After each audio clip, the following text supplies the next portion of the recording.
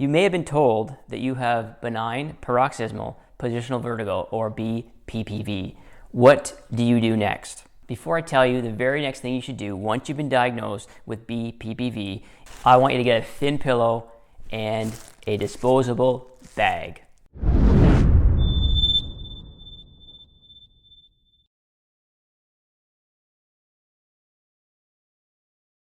My name's Dr. John Saunders. I'm a chiropractor in Newmarket, Ontario, Canada, and I've been treating people for spinal-related conditions for the last 18 years. Conditions such as headaches, migraines, vertigo, cervical vertigo or cervicogenic dizziness, all the way down to spinal stenosis, low back pain, sciatica, and even disc bulges. One of the main goals of my channel is to give you the right information so that you can help yourself in the comfort of your own home. Vertigo can be scary. It can develop very quickly or develop very slowly over a period of time. The most, and I can't stress this enough, the most important thing that you can do when you have dizziness or vertigo is to make sure you have the appropriate diagnosis. Without the appropriate diagnosis, first, you cannot fix your problem, and second, there may be a serious cause to your dizziness or vertigo that should not be ignored. Vertigo, specifically benign paroxysmal positional vertigo, comes from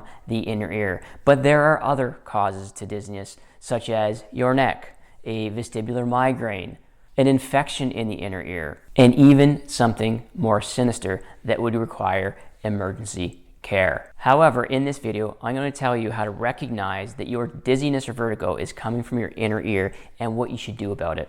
So if you've been diagnosed with BPPV, you've likely been told that the problem has started in your inner ear. What can sometimes happen is the crystals in your utricle, which is a part of the inner ear, can become dislodged and move into a place they're not supposed to be. In this case, the posterior canals. The good news is if your dizziness or vertigo is coming from BPPV, it is very treatable. The question I often get is what causes BPPV? Well, sometimes it's spontaneous. Oftentimes it is more common or prevalent in women than men.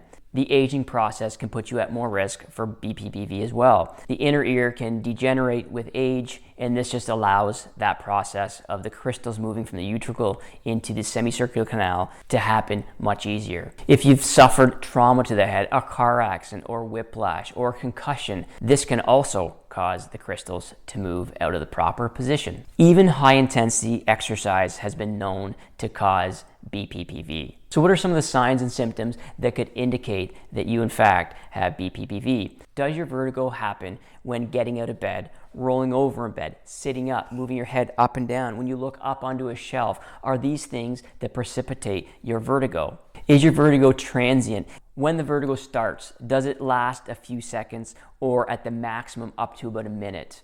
When you have vertigo, do you feel unbalanced? Have you fallen? Do you feel nauseous? You may have vomited. These are all signs that BPPV could be causing your vertigo. And then finally, there is a test that I'm going to show you that you're going to do in the comfort of your own home to determine if it is likely that BPPV is causing your vertigo. Oftentimes, the patients I see with dizziness or vertigo can have more than one thing. That's right, people can actually have more than one thing that causes very similar symptoms.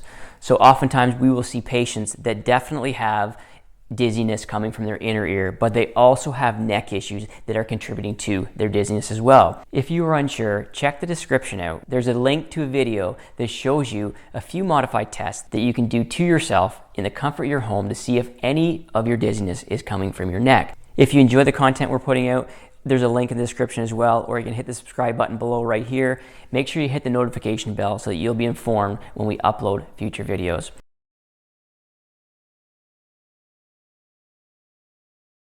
So something you need to determine is what side is the affected side in your BPPV diagnosis. So one of the tests that you can do in the comfort of your own home is called the Dix-Hallpike Maneuver, or the Dix-Hallpike Test. It very simply determines what is the main side that's causing your vertigo. We're going to take a thin pillow, and you might want to have a bag. The reason you might want to have a bag is because you may feel nauseous, and in fact, you might vomit. So this would be a good thing to have so that you don't mess up your shirt, your clothes, or your furniture. We're going to place it towards the edge of a couch, a bed, a bench. Just make sure it's something that's sturdy and you're not gonna fall off. Get the bag ready. We're gonna come up and we're gonna sit with your bag handy. To start with, we're gonna test the right side. So basically you're gonna turn your head to the right about 45 degrees and you're gonna sit back very quickly but controlled. And you're gonna hold the position, and if you start to feel dizzy, this would be a positive sign for that side. We're gonna assume the vertigo was worse when you did the Dix-Hallpikes looking to the right. If it was to the left, then you're gonna do the exact opposite what I'm showing you here. So the first move is simply, you have your bag, you've positioned your head, you've positioned the pillow so your head's gonna be slightly extended off, and we're gonna start by turning to the worst side, and we're gonna sit back, and we're gonna hold until the dizziness dissipates or improves. This could take up to 30 to 45 seconds. Once your dizziness has dissipated or gone away, we're going to take our head and go 90 degrees to the opposite direction like this. And again, you will wait until your dizziness or vertigo dissipates. This might take 30 seconds, it could take 45, and even up to a minute. Be patient. Once it's diminished, we're going to go up on our shoulder and we're going to take our head and keep it as a unit to our upper body, just like this. Up on our shoulder and 45 to the ground. And again, we're going to stay in this position for 30 to 45 seconds or until our dizziness or vertigo improves or goes away.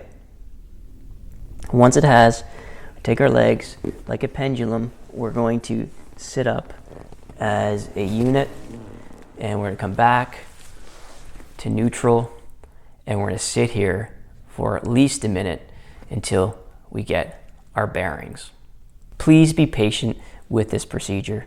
It can take up to 5 to 6 times to have an effect. If your dizziness or vertigo is improving each time you do it, continue down the path. Clinically, I've done this with patients where after the first time we've done it, their vertigo is gone. In other patients, it's taken up to 6 to 7 treatments in the office to help improve their vertigo. Dizziness and vertigo can be debilitating. I see patients, they're frustrated, they're angry, they can even become depressed. I can tell you, if BPPV is the cause of your problem, this will get better. If your dizziness or vertigo goes away after doing this, congratulations, you've done the maneuver properly. And if you like this video, please give it a thumbs up. I'd really appreciate the feedback. Or if you have any feedback for my channel or suggestions about future videos, again, put them in the comments. I read every single comment. I love shooting these videos for you. I hope you really find them beneficial. If you feel that your vertigo might be coming from your neck, click on this video right here. It gives you a few modified tests that you can do in the comfort of your own home to determine if some of your dizziness or vertigo is coming from your neck. If you know you have cervical vertigo or cervicogenic dizziness, click on this video. This will give you some excellent exercises that you can start doing immediately to get some relief from your cervical vertigo. Thanks for watching. I can't wait to see you on the next video.